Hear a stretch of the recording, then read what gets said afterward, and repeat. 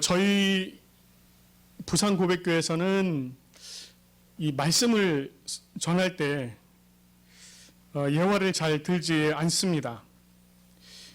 그런데 오늘은 예화로 좀 시작을 하도록 하겠습니다. 좀 오래된 얘기긴 합니다. 교회 다니지 않던 남편이 아내를 따라서 교회를 갔습니다. 그 아내가 하나님 앞에 기도를 올립니다. 하나님 아버지, 오늘 어쩌고 저쩌고 이렇게 기도를 올리니까 그 이야기를 듣고 있던 남편이 옆에서 기도는 이렇게 하는 거구나 라고 생각을 하고서는 기도합니다. 하나님 장인어른. 그랬더니 그 옆에 있던 아이가 알겠다. 하나님 외할아버지 이렇게 이제 기도를 했다는 거예요.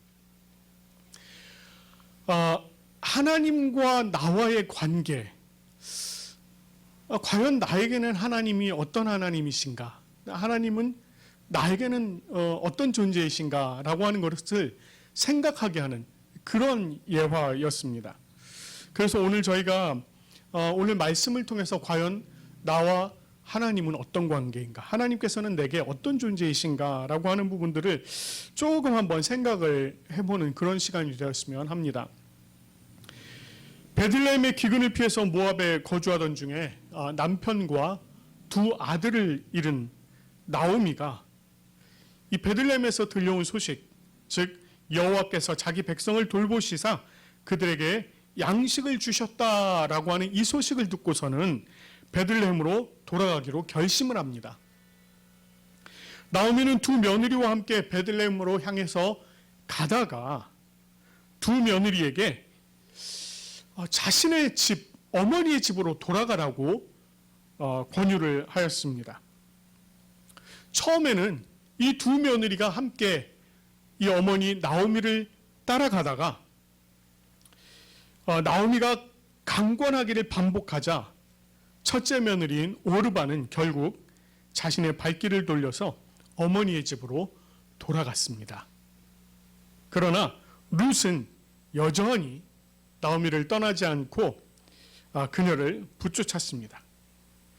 자, 그런데 나오미는 또다시 룻에게 이렇게 이야기를 합니다. 보라, 내 동서는 그의 백성과 신들에게로 돌아가니 너도 너의 동서를 따라 돌아가라, 이렇게 이야기를 합니다. 나오미가 한 이 말을 조금 달리 표현하면 이런 뜻이 됩니다. 너도 너의 백성과 너의 신들에게로 돌아가라. 이 말은 룻이 성장했던 그 삶의 배경 속으로 다시 돌아가라는 것입니다. 자신의 세계관, 자신의 가치관이 형성되었던 그곳으로 돌아가라, 이렇게 이야기를 하고 있는 것입니다. 나오미의 입장에서는요, 분명히 이것은 룻을 위한 배려였습니다. 나오미도 자신이 베들레헴, 고국인 베들레헴을 떠나서 모압 땅에 살다 보니 이 타국에서 살아가는 것이 얼마나 어렵고 힘든 일인가, 이것을 아주 잘 알았던 것입니다. 그래서 전혀 새로운 배경, 룻이 전혀 새로운 배경에서 생활하기보다는 익숙한 배경에서 살기를 또 그렇게 하는 것이 도움이 되겠다라고 하는 그런 생각을 가지고 룻에게 그렇게 이야기를 했던 것입니다. 더구나 오르바는 돌아갔기 때문에 룻도 한 번 더 이야기를 하면 돌아가지 않을까라고 하는 생각을 했던 것 같습니다. 그래서 나오미는 룻에게 너도 돌아가라, 이렇게 한 번 더 권유하고 있는 것입니다. 그러나 자신이 룻을 배려하여 권유한다고 한 이 말 속에 사실은 함정이 있다는 사실을 자신이 깨닫지를 못했습니다. 만약에 룻이 어머니의 이야기를 듣고 자신의 백성과 신들에게로 돌아갔다면 그녀는 그곳에서 이전에 자신을 채웠던 그러한 것들로 또다시 자신을 채우면서 살아야만 했습니다. 그것은 그들이 섬기는 금오스 신 또는 바알보을 신 등의 그 종교와 그 종교적인 문화들이었습니다. 룻이 이와 같은 종교와 그 문화로부터 빠져나올 수 있었던 것, 그것은 하나님의 백성인 이 나오미의 둘째 아들 기럧과 결혼을 하고 그 가정 속으로 들어갔기 때문에 그들의 모압의 문화에서 빠져나올 수가 있었던 것입니다. 그녀는 이 결혼이라는 것을 통해서 자신의 삶을 지배해왔던 이전의 모든 것들을 버릴 수 있었고, 비록 지금 모압 땅에서 살고 있었지만 그러나 여호와 하나님을 알고 그 가운데 살 수 있었다는 것입니다. 그러나 이제 다시 어머니의 집으로 돌아간다면, 자신의 어머니의 집으로 돌아간다면 모압의 신으로부터 자신을 채우고 또 그 문화로 자신을 채우고 그 문화 속에서 살아가는 수많은 사람들과 관계를 맺으면서 또 그것들로 자신을 채우면서 살아가야 하는 그곳으로 돌아가게 되는 것이었습니다. 결국 나오미의 배려 섞인 이 권유가 룻을 이방신의 구렁텅이로 밀어 넣을 수 있었다는 것입니다. 이런 상황 가운데 룻은 나오미에게 내게 어머니를 떠나며 어머니를 따르지 말고 돌아가라, 강권하지 마옵소서, 이렇게 이야기를 합니다. 여기서 이 강권하다라고 하는 말 있죠. 이 말은 강하게 권면하다 이런 뜻이지만 실제로 갖는 의미는 이게 이렇게 서로 다른 둘이 접근하다 또는 조우하다 이런 의미가 있습니다. 그런데 그런 의미에 더불어서 어떤 의미가 또 포함이 되어 있느냐면 공격하다, 잘라내다, 끊어내다 이런 의미도 있습니다. 그래서 사실 이 단어는요, 조금 더 과격하게는 위협하다 이런 단어로 사용되기도 합니다. 그러니까 어머니가 강권하는, 나오미가 강권하는 그 말이 룻의 입장에서는 자신을 매몰차게 끊어내기 위해서 위협하듯이 말하는 것처럼 그렇게 느꼈다는 것입니다. 이 정도 되면 룻도 좀 돌아설 법도 한데, 그러나 돌아서지 않고 어머니에게 이렇게 이야기합니다. 16절, 17절 말씀입니다. 어머니께서 가시는 곳에 나도 가고 어머니께서 머무시는 곳에서 나도 머물겠나이다.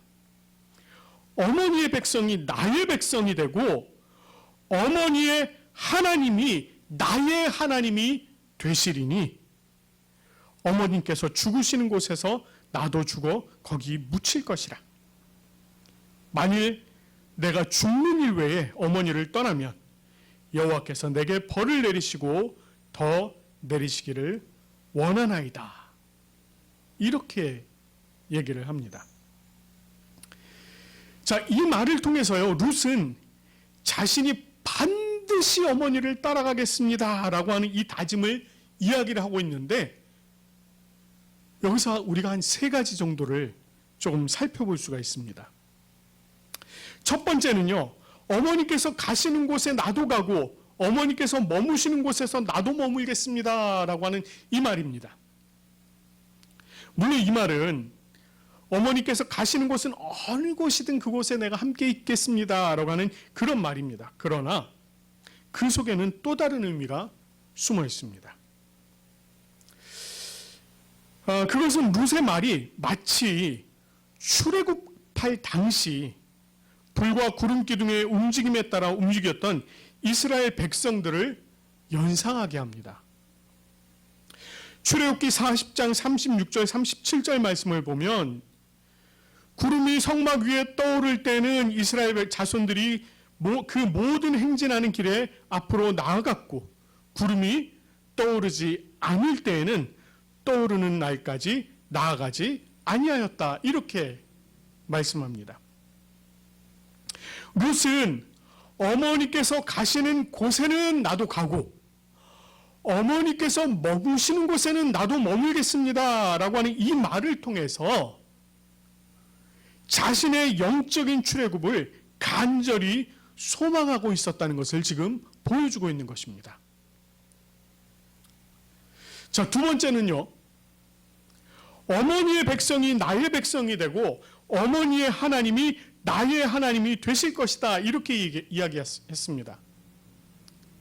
이 말은 나오미가 요 앞서서 한 말, 그의 백성과 그의 신들이라고 한 그 말과 아주 명백하게 대조되는 말입니다. 이는 자신의 과거의 삶의 배경이었던 모압의 신과 그와 관련되었던 것들을 과감하게 떨쳐버리고자 하는 것이었습니다. 그리고는 어머니의 백성, 어머니의 하나님께로 나아가고자 했던 것입니다. 그런데 여기서 우리가 한 가지 주목해야 될 것이, 이제는 더 이상 어머니의 백성, 어머니의 하나님이 아니라 나의 백성, 나의 하나님이 된다는 것입니다. 이것은 단순히 새로운 삶의 배경이나 그 신앙 속으로 들어간다는 의미를 넘어서 나와 백성의 관계, 나와 하나님의 관계를 새롭게 하여서 어머니를 통한 간접적인 관계가 아니라 하나님과 내가 직접적인 관계를 맺겠다라고 하는 그런 강한 의지를 지금 보여주고 있는 것입니다. 자, 그리고 세 번째, 어머니께서 죽으시는 곳에서 나도 죽어 거기 묻힐 것이다, 이렇게 얘기합니다. 이 말 속에서요, 어머니가 돌아가신 후에도 나는 그곳을 떠나지 않겠습니다 라고 하는 그런 의미가 있습니다. 오히려 자신의 수명이 닿을 때까지 그 어머니께서 묻히신 그곳을 지키다가 자신도 그곳에 묻히겠다, 이렇게 얘기해요. 혹여 자신이 먼저 죽어서 어머니를 떠나는 일이 있다면 모를까? 그렇지 않으면 꼭 그 곁에 있겠습니다. 지금 이렇게 이야기를 하고 있는 것입니다. 자, 그런데 사실 이 말 속에는 이런 의미가 있습니다. 자신이 죽더라도 모압 백성, 모압의 신에게로 돌아가지 않겠다는 것입니다. 비록 자신이 죽더라도 자신은 하나님의 백성으로 죽음을 맞이할 것이고 하나님의 땅에 장사되겠다는 것입니다. 절대로 모압 땅으로 돌아가지 않겠다라고 하는 이 강한 의지를 여기서 드러내고 있는 것입니다.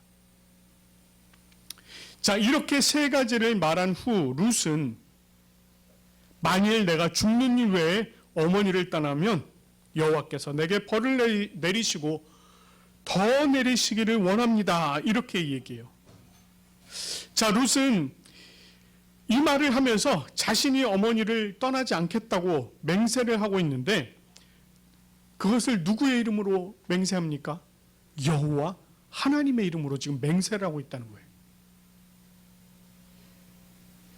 자, 그런데 이 맹세가요, 이스라엘 사회에서만 발견되는 아주 독특한 맹세입니다. 자, 특별히 여호와 하나님께서 벌을 내리시기 원한다, 이렇게 얘기하잖아요.